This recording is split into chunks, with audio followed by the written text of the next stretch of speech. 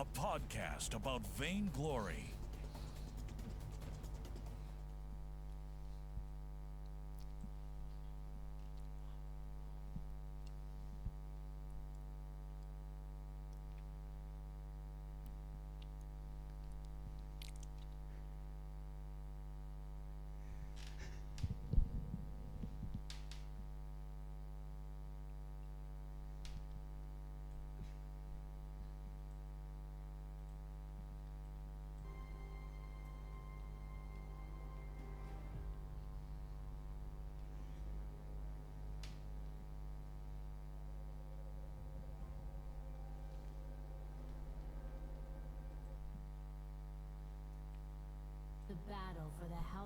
There we go. Welcome back, ladies and gentlemen. Second match, still with me. Hopefully, Tasty Bacon, are you here? I am indeed. Alright, so that sounds good, and we are kicking off here the second match, and let's see how Gamers2 is proceeding, or let's say better, how Red is proceeding. Can they take it back or not after the first match? Yeah, I mean, even with the disconnect, again, it's still Gamers2. They still need to win 2 more games, and if they can do that, it was originally, everyone was expecting a best of 3 anyway, so it would have pretty much still have to win that best of 3 still. So it's not that one disconnect isn't going to make or break this series. But we do see once again the early skirmish potentially coming out here in the bottom. Dingo gonna take a lot of damage. Doesn't get anyone onto that scout trap, thankfully. Oh, Cream here, heavy damage from Dark Potato, taking over here, excuse me, and look at that, maybe we see the first one from Dark Potato, now playing the aggressive guy, who former was played by Jetpacks, and look at that, Red Wolf here with a nice starter step, can pick up maybe 1 or 2, there comes the bounce onto, he has it up now, and that is another trade, 1-for-1 so far. Good job, second match, just a few minutes in the game. Yeah, nice job there, making sure it's an even trade there from Red, able to pick up at least 1 kill, and Red Wolf, the one picking up that one, even though he is not laning this time, because they did put Jetpacks up in the lane on this Jewel, but he's still playing that Vox, so second game in a row on Vox, just in a different position this game around. Not too surprised to see the Jewel come through. I was kind of surprised that they didn't grab Jewel in game 1, because Jetpacks has had such a strong showing on this hero in the quarterfinals, but now having it here in the finals, and they are going to be looking to collapse onto Redix. We saw this over and over again in game 1, just constantly going in on him. We'll see if they can make it happen. Yes, they try to make it happen, and looks very good. Redix here, no chance trying to core collapse escape, but that was just way too well prepared here. The double stun comp with Jetpacks and Cream working out pretty solid. On the other hand side, we have also, well, let's say kind of 2 stuns, 3 stuns, depending on if you call the afterburn here a stun, which it apparently is when you go first for the roll and then stun, knock back the enemy, and Arden with the ultimate. So theoretically they have 3 stuns, but Red is have a more easy task here to execute the stuns, playing Catherine and Jewel. Yeah, definitely a little bit easier to land, but I think G2 needs to really switch up the way that they're playing and expect these constant ganks on the lane. I mean, Red has already shown that that's what they want to do, and they've already shown that they're gonna just do it repeatedly over and over again.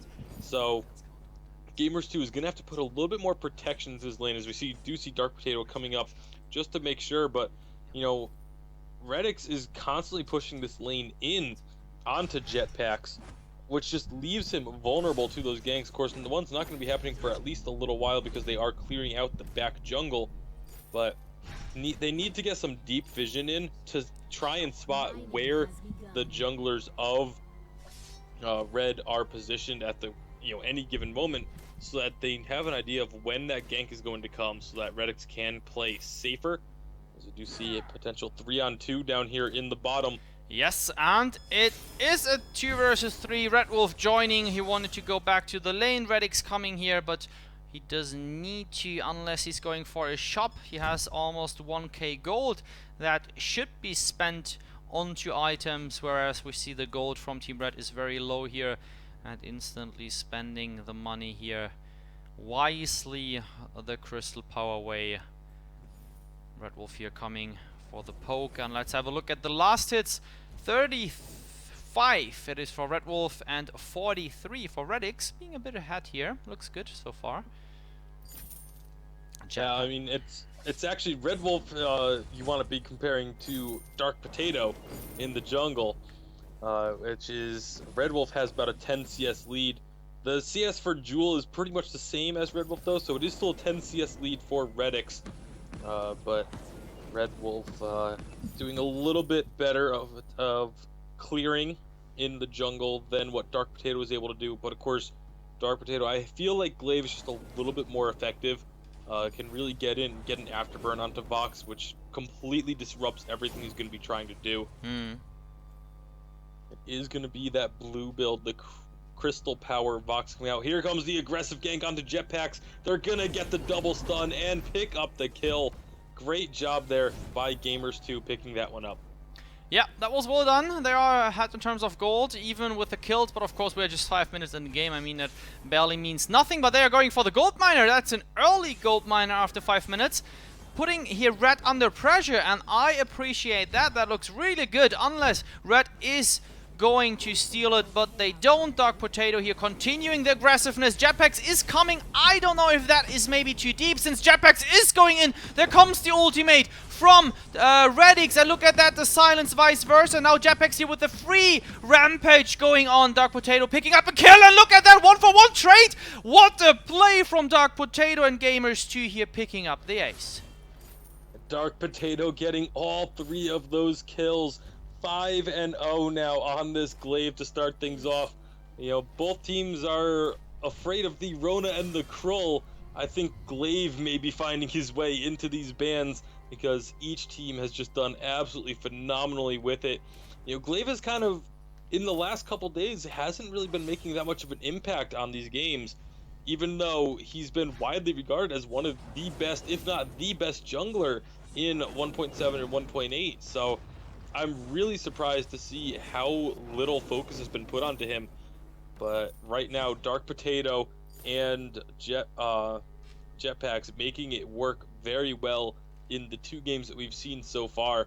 Let's see if they can keep it up, though. It's a little over 1,000 gold lead for Gamers2 here with the Glaive in their pocket, and that ultimate was just massive, able to keep him alive. It looked like Red Wolf was going to pick up the ace, but the ultimate just did so much damage and gave Dark Potato just enough healing to be able to pull that one off.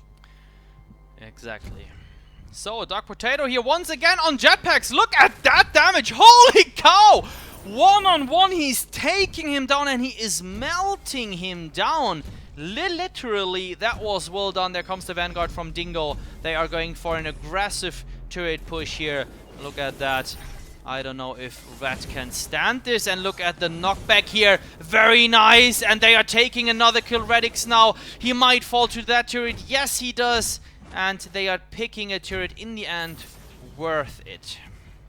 You know, you guys talked before the game, mentioning how you saw in an MVP video the Glaive afterburn into the core collapse, and that is exactly what they just did. A great reflex block from Dingo to block the Jewel stun, and then following it up with a gauntlet. This should be another kill. It is going to be another kill. Dark Potato, kind of a big deal. That's an understatement if I've ever heard one, as he is now 8-0. The Celeste ultimate, the last line of it, getting the snipe onto Catherine. What a great game thus far from Gamers2. The first kill picked up by someone other than Dark Potato for them. He is sitting at 8-0-1 on this Glaive. Absolutely decimating Red right now. Wow, I was sitting here with my mouth wide open. I was like, what if that thing is going to happen? If that, like, this only remaining star is hitting him, That would be it, and then following with the camera, getting the kill. What a shot here from Gamers2 Radix. Twice crowned as the MVP here in, I think, round 2 and round 4. Round 4, I'm pretty sure the quarterfinals, but the other round can be round 2 or 3. We will check later. So, next fight coming up here, another scrimmage going on at the Gold Miner.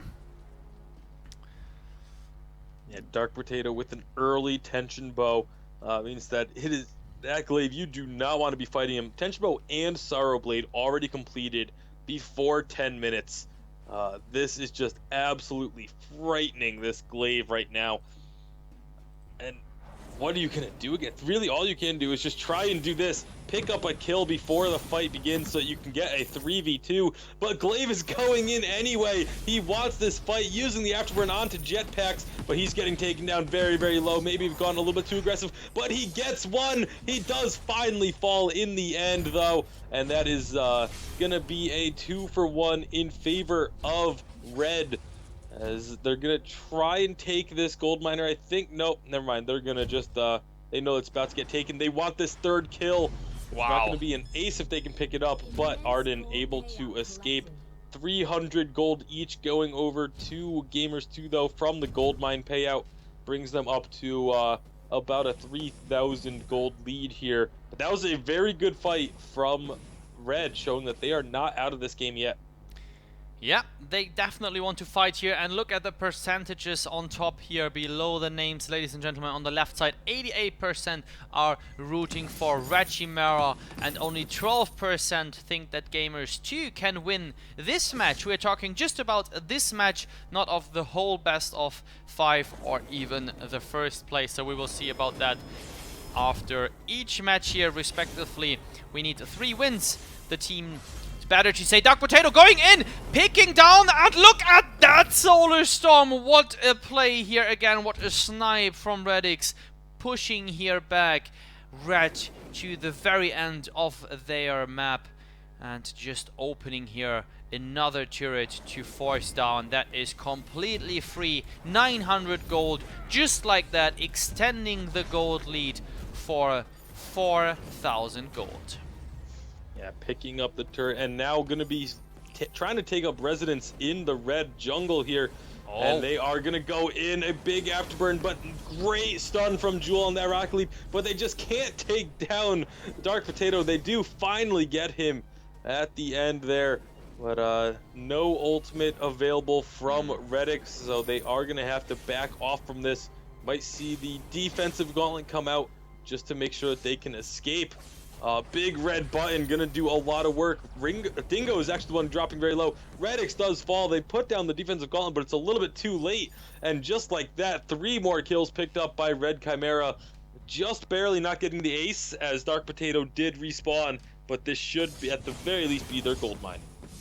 Yeah, that was a pretty solid play here from Red Chimaera. And we have to say, I think that was an overstay from Gamers2. They felt too comfortable, especially Dark Potato here, totally fat with 8-2-3, finishing the Tension Bow and the Sorrow Blade, plus some defense items and attack speed, so that is definitely a beast. But he was kind of low on health, and low on health, I mean like kind of 50%. That is not how you want to enter a team fight, but he felt comfortable after burning in, and he could not execute the afterburn because he was aiming for Red Wolf, that guy just porting back here to the base.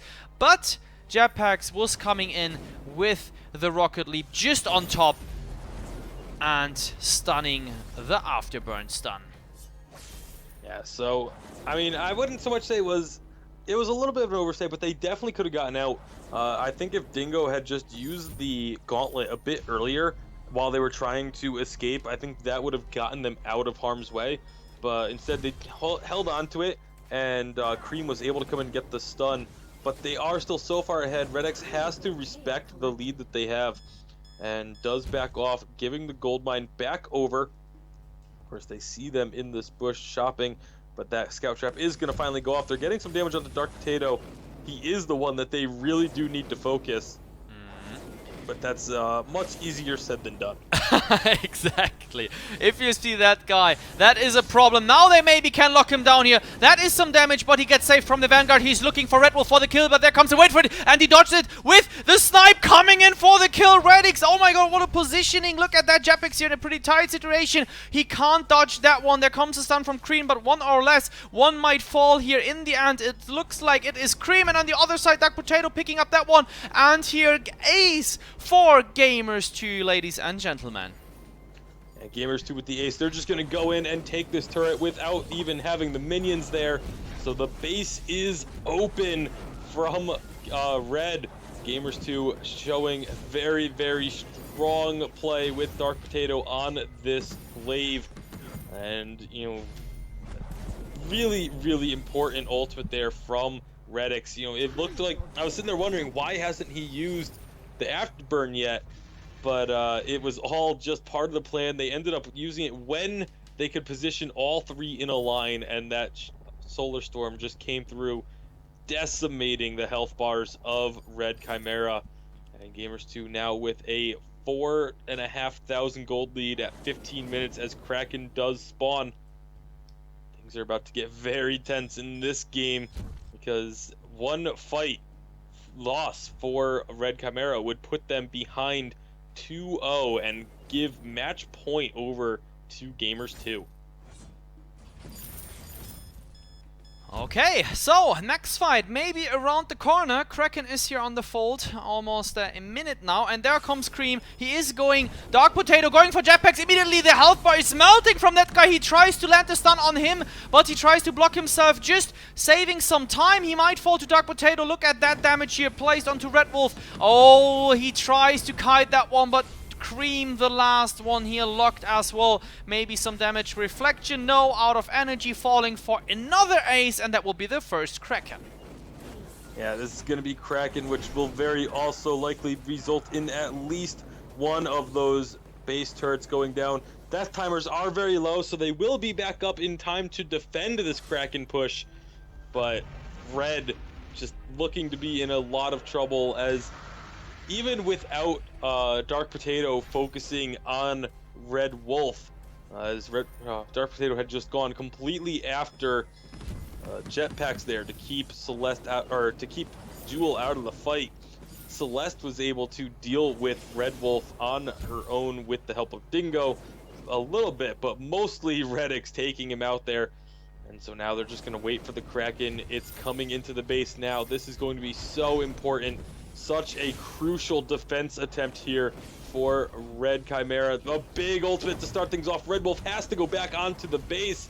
That is not good at all. The first turret's already down as the Kraken is barely touched. They're going in onto the second turret. The fight is happening. The wait for it going through, only going to hit one, but it was Redix who is one of the very important ones for it to hit. Redix somehow still alive on the bottom of the map, and this is going to be the game. The turret is down. Kraken still almost full. Cream is going to be falling here very likely. Redix does end up going down from the rocket leap, but it's a 2-on-1. That's a 2-on-0 for the ace and the game. Gamers2 takes a 2-0 lead.